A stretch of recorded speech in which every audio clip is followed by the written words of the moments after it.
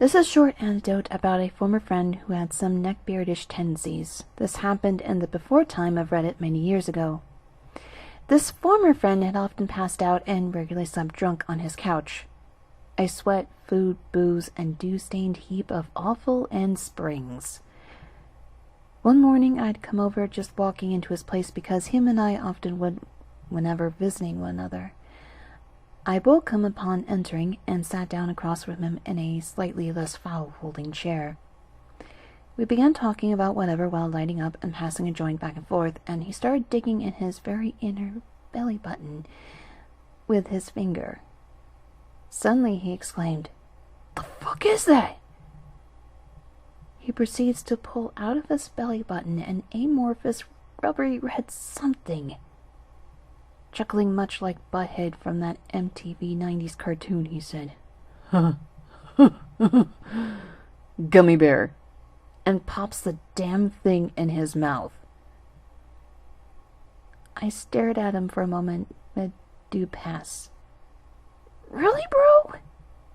He reached over and snatched the joint from my outstretched fingers.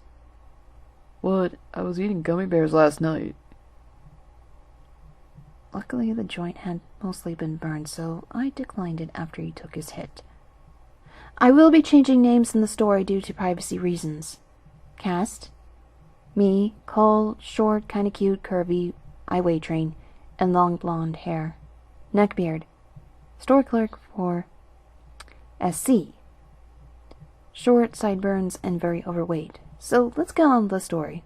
I live in a pretty small town, and we have one grocery store where everyone goes to. I've been going to the store by myself since I got my driver's license. I'm 18 now, got it when I was 16. This guy did not start working at the store until maybe earlier this past summer, and he was a night stalker at the store, so I never really saw him until this spring. I think he got promoted to a cashier and started working at his station around February. Ever since he started working as a cashier, he'd always stare at me while I would put my groceries on the belt, but I never thought anything of it. One night, it was my younger brother and I at the store a couple hours before closing, and he was the only cashier working that night, so we put our things on the belt and go up to start paying, and he struck up a very odd conversation. SC: "Yeah, y'all sure getting a lot of stuff."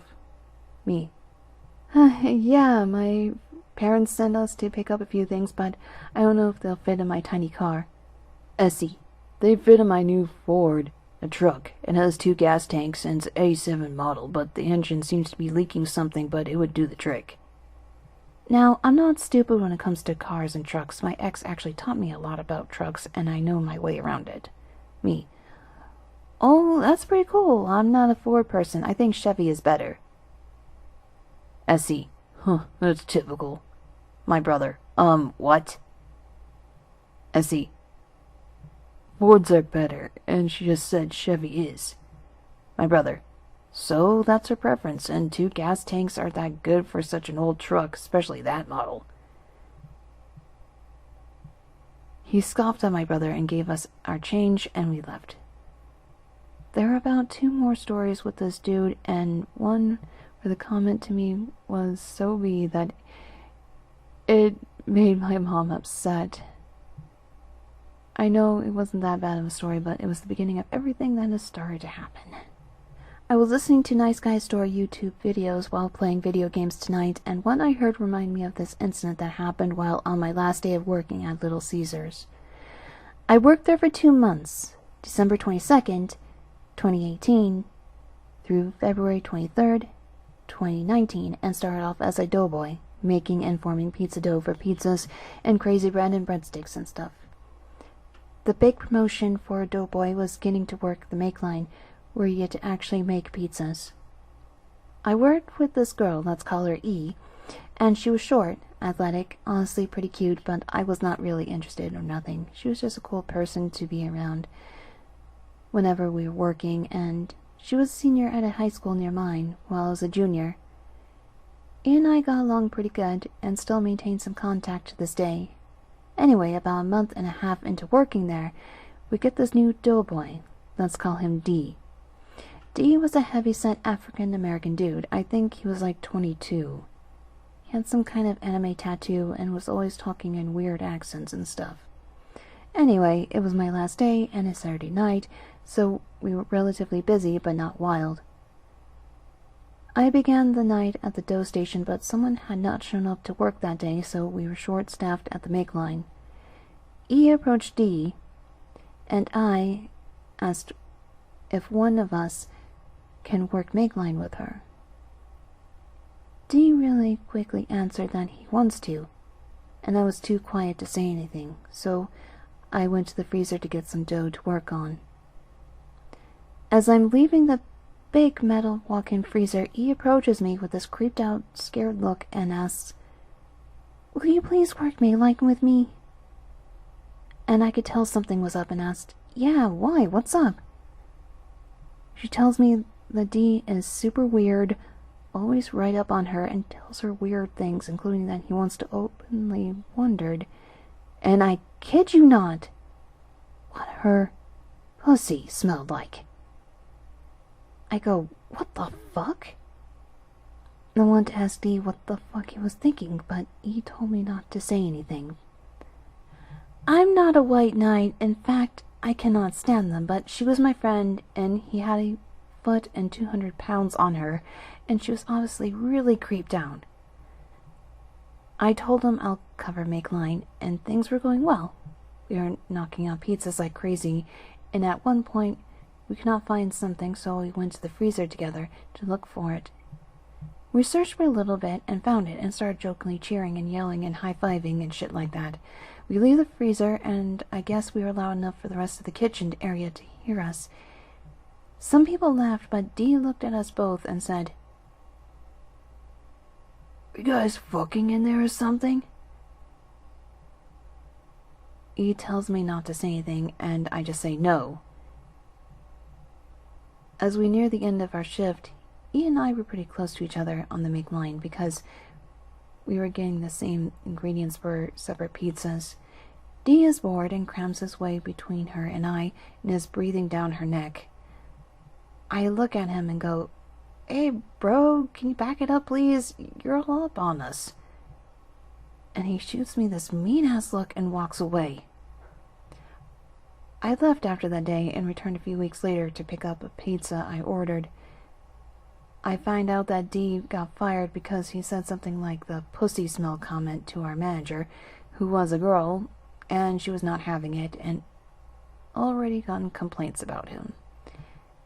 No clue what happened to him, and it's too late at night to message E to find out what happened. So back in high school, my theater club was doing a PG-13 version of Heathers. I had the role of Heather McNamara because our teacher said, "You're too sweet to play Heather Chandler."